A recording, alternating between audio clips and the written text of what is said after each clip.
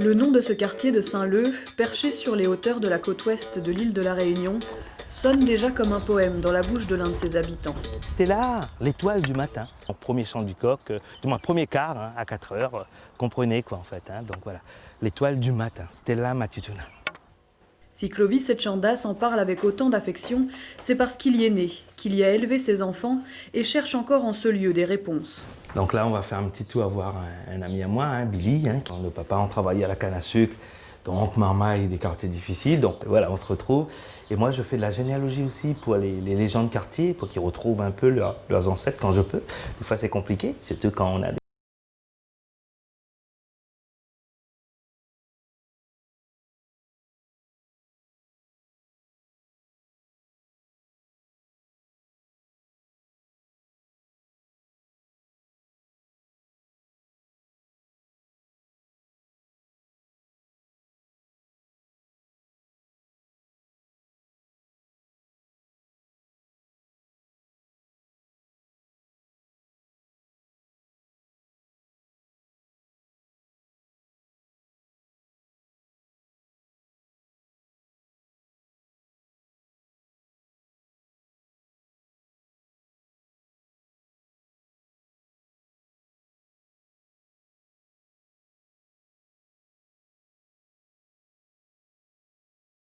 Ils sont mis un petit peu autour, mais à un petit kilomètre autour. Donc là, on est plutôt dans la partie plus populaire des quartiers. Mon quartier a changé. C'est des nouvelles rues, Impasse Madiel, rue du Bois de Renette. Voilà, des familles historiques, on en trouve quand même quelques-uns. La canne à sucre, elle aussi, est toujours là. On n'est plus sur les cannes de poésie, là, canne bonbon, canne saipan. Là, on est sur du ER 579, donc des variétés industrielles. Donc, on a ce goût-là, on l'a perdu quand même. Voilà, on n'est plus là-dessus. La période de la coupe, là, on voit Billy, après on va aller. La période de la coupe, on est de juin à décembre, quoi, en fait. Aujourd'hui, seules 2 usines transforment les cannes réunionnaises en sucre, rhum et même en électricité. Celle qui a marqué la jeunesse de Clovis est devenue un musée.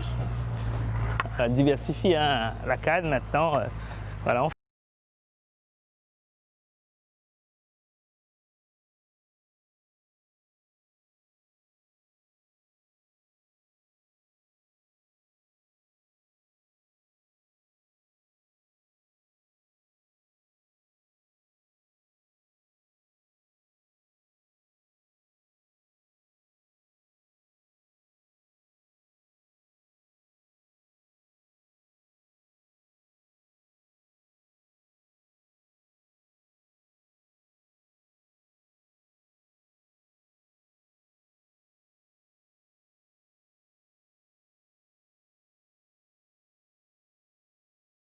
Oralement, c'est pas quelque chose qu'on va trouver dans des archives.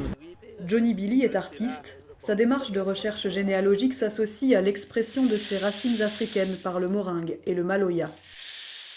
le sac, le bruit de la mer, le sac et le ressac sur le bateau.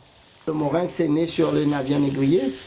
Il restait plusieurs semaines en mer et il fouettait les esclaves pour que les esclaves ils bougent, pour regagner leur masse musculaire, pour pouvoir le vendre.